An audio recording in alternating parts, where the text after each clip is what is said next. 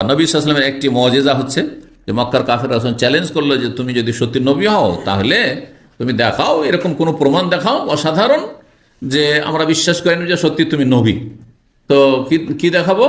ও যে এই চাঁদটাকে দুটুকরো করে দেখাও, চাঁদকে দুটুকরো করে দেখাও।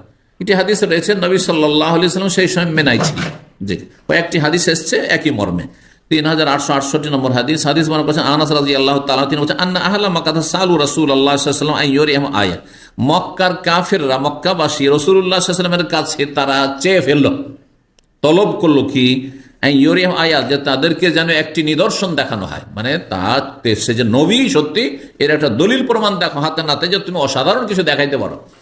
ফারাহুমুল কামার শিক্কাতাইন, তখন তাদেরকে চাঁদ দ্বিখণ্ডিত করে দেখালেন রাসূলুল্লাহ সাল্লাল্লাহু আলাইহি ওয়াসাল্লাম। কিন্তু আল্লাহর ক্ষমতা এটি, আল্লাহ রব যখন করেছেন তখন দেখিয়েছেন। জি, নবী রসুলের হাতে থাকেন। হাত্তা রাও হেরা বাইনাহুমা, এমন ভাবে এমন নয় যে দ্বিখণ্ডিত হয়ে পাশাপাশি ফেটে আছে অথবা কাছাকাছি হয়ে আছে, দুই দিগন্তে চলে গেছে। হেরা পাহাড় মাঝখানে, আর হেরা পাহাড়ে এইদিকে অর্ধেক চাঁদ আর আরেক দিকে অর্ধেক চাঁদ, এইরকম। জি, হেরা পাহাড় তো বুঝছেন, হেরা পাহাড়ের নাম কি এখন?